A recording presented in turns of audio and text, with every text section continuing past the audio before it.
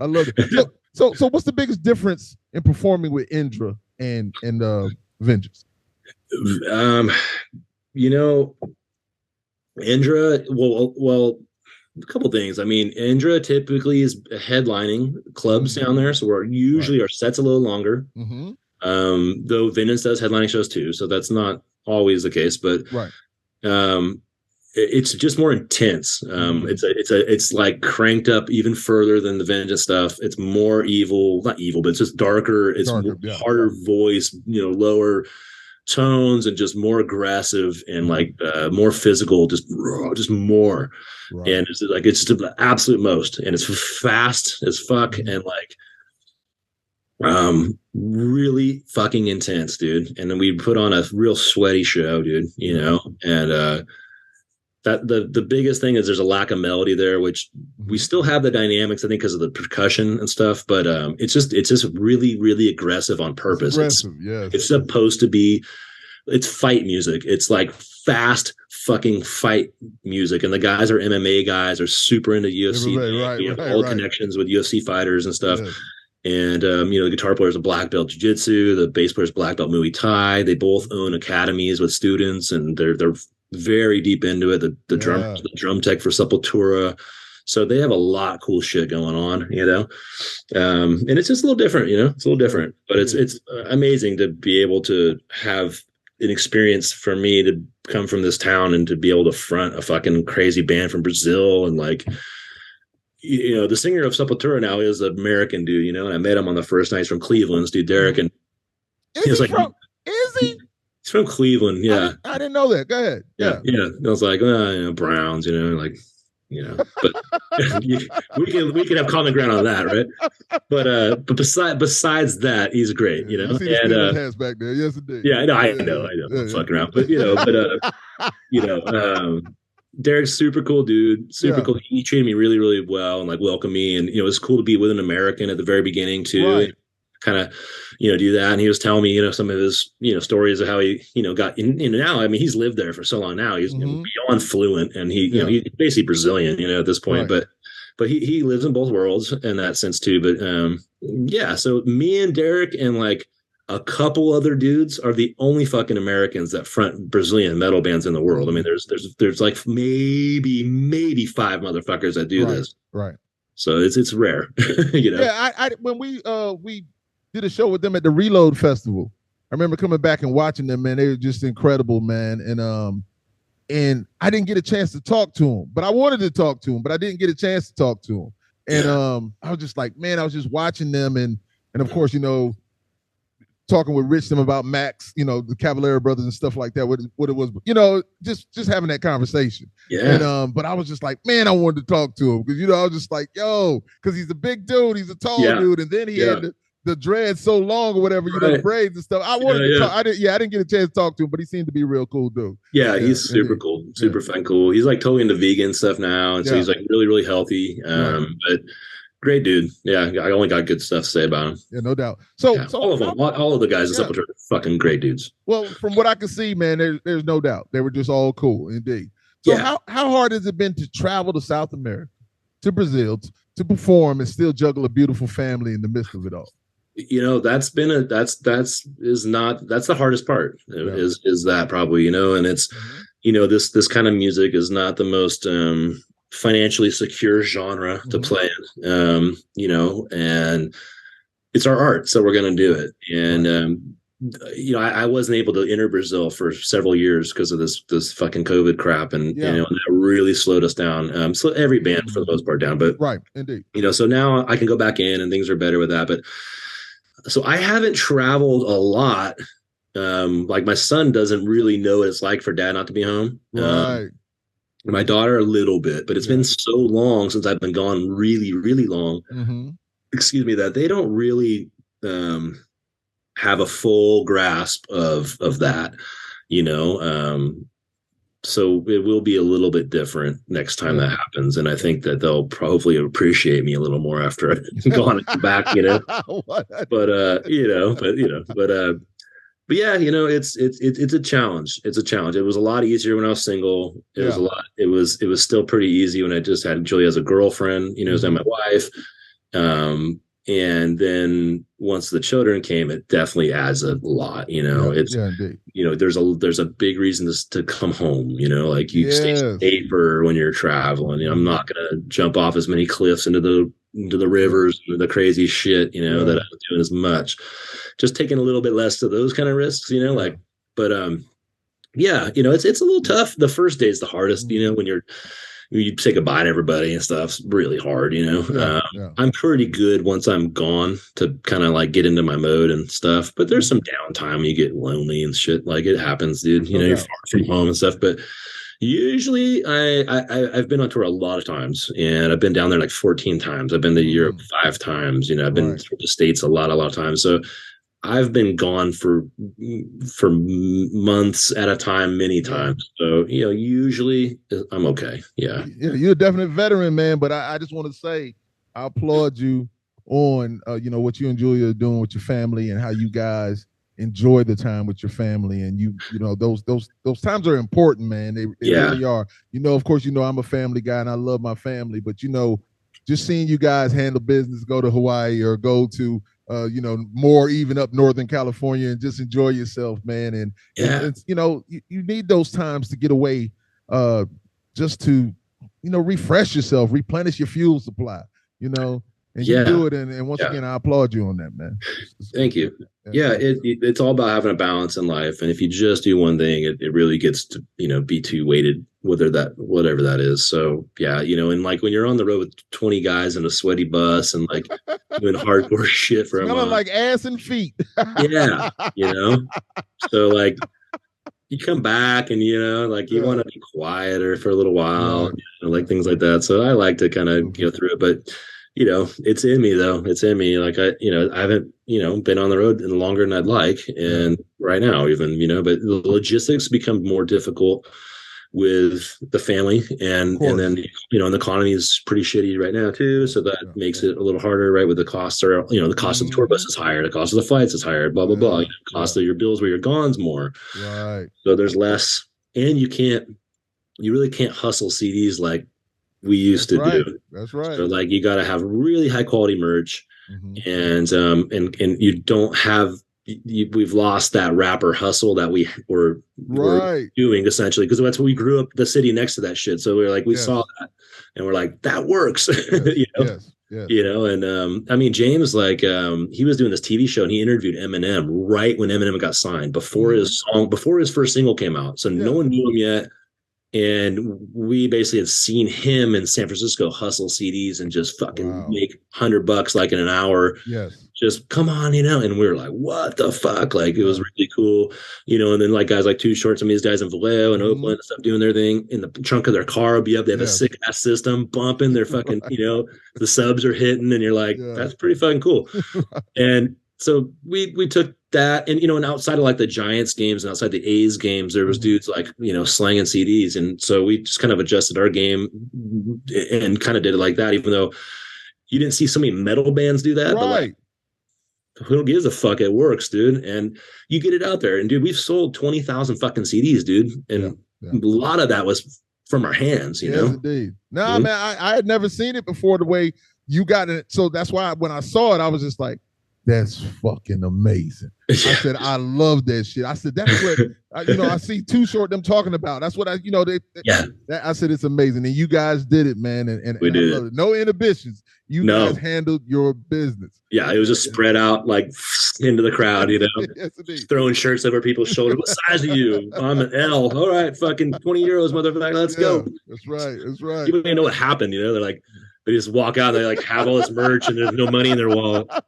Like, see you next time, Yes, indeed. So presently, what's going on with Endrah right now? Endrah's cutting a new record. I just demoed vocals today off the first song. Okay.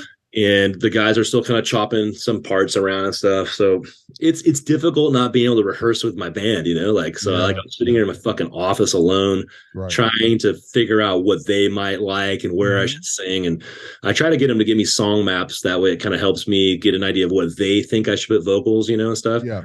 So it's a little different, it's not traditional where you're like sitting in a room all together. doing it, and hashing out ideas like kind of in person, so to speak, or like real time.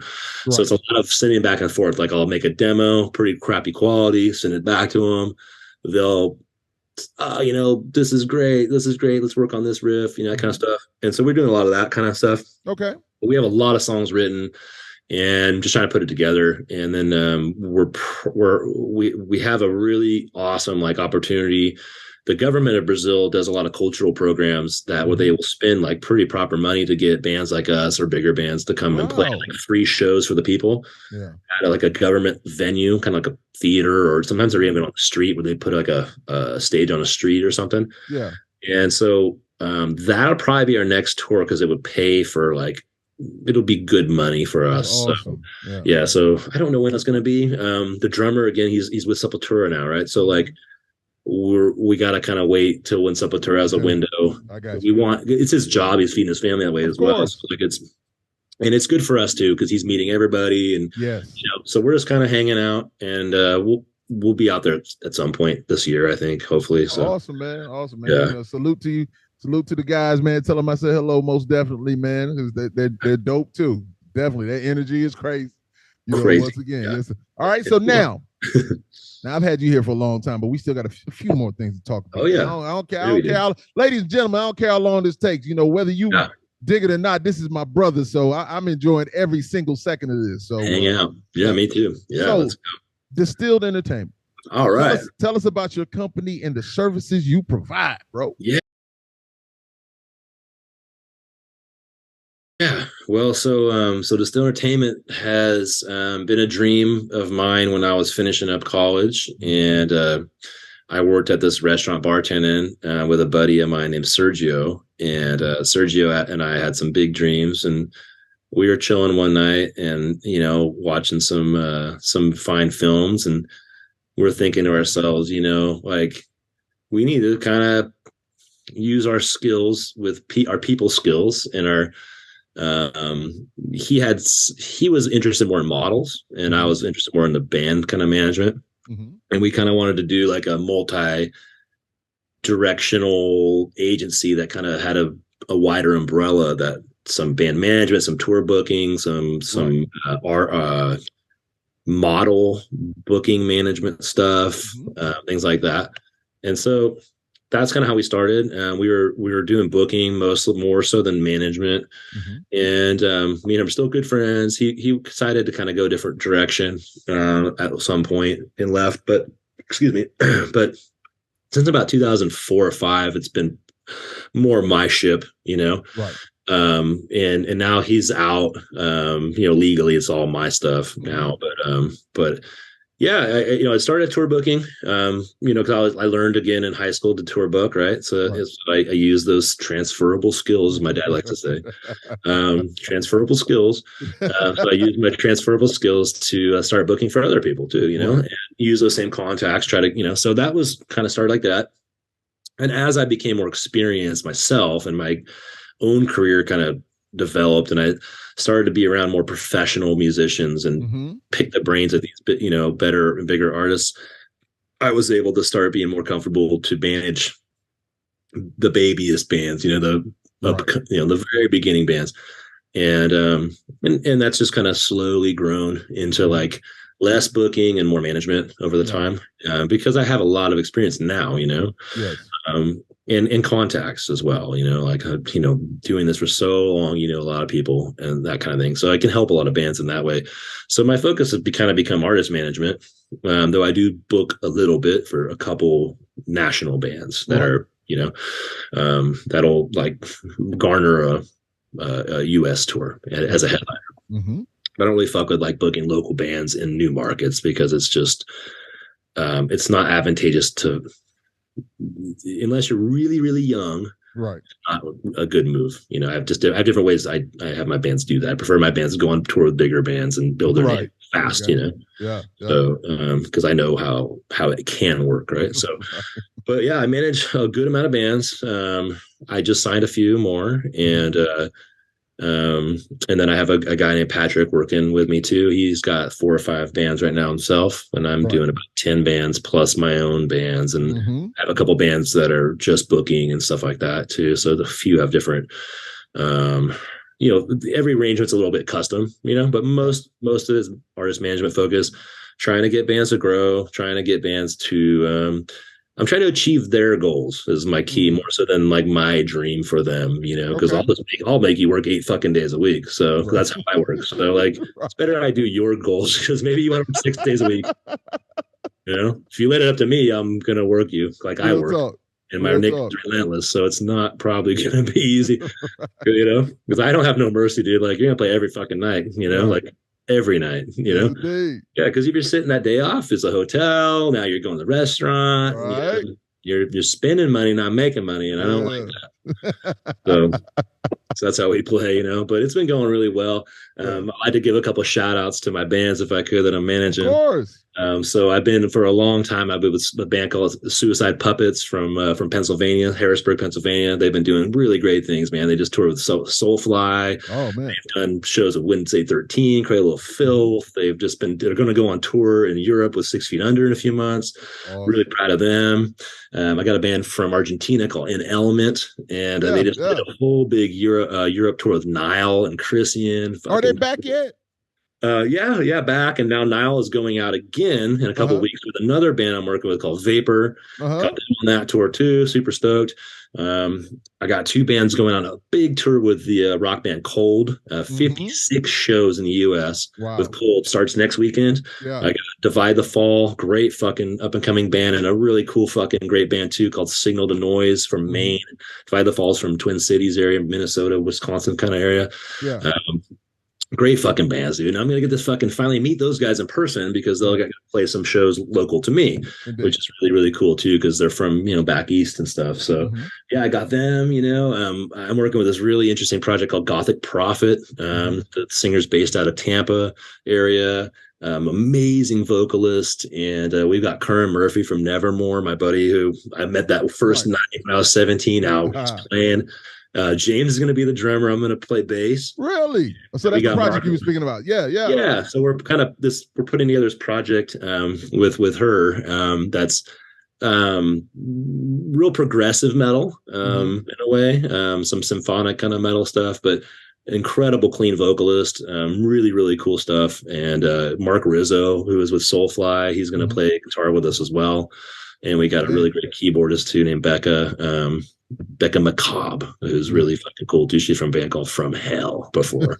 But yeah, great stuff we're doing with that. It's pretty fun too. I just signed some new bands too. I got this band called Ocean Harvest from Arizona. Fucking dope. We just got them on a Soulfly show. I got this band from Florida called Dark Con of Man. Mm-hmm. They just did a show with the Texas Hippie Coalition like a couple nights ago. Went really well. Right. Yeah, just a bunch. It's a band called Soul Sleeper. They just dropped a new record here a couple days ago. And Leaving Hope, they're a band from up in the north, area too. Mm-hmm. And yeah, man, it's been great, And another one called Unbroken too. Unbroken just put out a music video today as well. They're from like Wisconsin. Yeah, just a bunch of fucking cool bands, dude. And yeah, I've been really proud of that. We just put out kind of a playlist today that I think I emailed you just before our session. Yeah. It's like one song from kind of every band that I work with. And it's about 2 hours long. Yeah. Of each one song each, and dude, like it's some fucking good shit. Like, so awesome. Go listen to the Distilled Entertainment playlist out there for the listeners, the viewers. It's pretty cool stuff. See who we're working with. I'm really proud of the roster we have now, and my colleague Patrick has some great bands too. He's got Blood of Angels. He's got this band called Artwork for the Blind. Crazy fucking name. He's got the name's wild, right? Yeah. Potential Threat is an OG fucking thrash band from 1986, dude. They're fucking dope. And man, he's got another one too. Who's his other band? He's got this other band I really like too. Methane. It's fucking really cool fucking thrash band from Sweden, like aggressive thrash from Sweden. Yeah. Really, really cool too. But yeah, it's just a bunch, bunch of great bands right now on the list. I think I gave some props to most everybody there.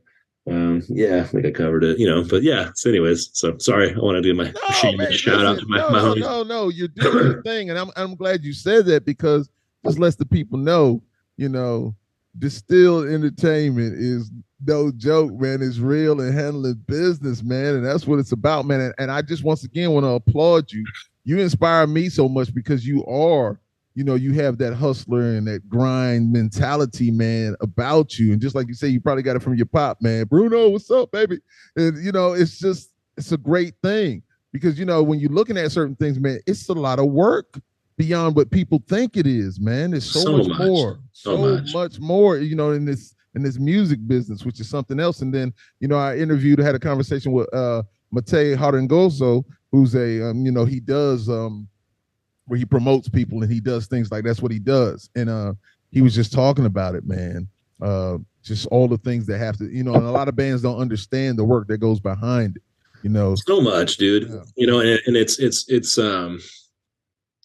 if you don't do it, somebody else will That's do it. right. That's So right. like I try to, that's again, like where I tell the bands, like, what's your goals, guys? Cause like, you gotta tell me your goals. Cause dude, they don't want me to fucking do my goals with you. Yeah. Maybe you do if you're fucking real, but some guys are really happy doing just a Yeah. certain thing. Some guys Right. want to go out and go out and go out. And some of my bands, like, Signal the Noise, I got going out 56 shows, and the dude's emailing me, oh, dude, where are we going to go out after that? I'm like, fuck yeah, dude. Like, this Yeah. dude's ready to roll, dude. Like, he wants to go out again before he even just did 56 shows. Like, Yeah. that's go getter, dude. That's the kind of guys I'm trying to get, but again, at the end of the day, like I want everyone to be happy and, like feel like they got a chance to do some cool shit. It's strange for me to pass these tours to all these bands Right. at the Right. beginning of it, especially. It's like, fuck, Vengeance could have done that tour, blah, blah. Yeah. But like, and Vengeance can cherry pick some stuff because I obviously see the stuff first, right? Yeah. Same with Andra, but everyone gets an opportunity to do life changing or at least life like memory level shit with Distill Entertainment. We just do. And it took a long time to get there, dude. It took 20 plus years to get those contacts where I'm getting first dibs on this major fucking tour. Right. It's really cool to see the bands do that. And I have 3 bands going out next week. Actually, I have 1 band on tour right now with Soulfly as we speak. Actually, Drift is on tour with Soulfly already. Yeah. And then next week, 2 bands join with Cold. And then a couple weeks after that, got guys going to Europe. And it's really neat, man. It's really neat.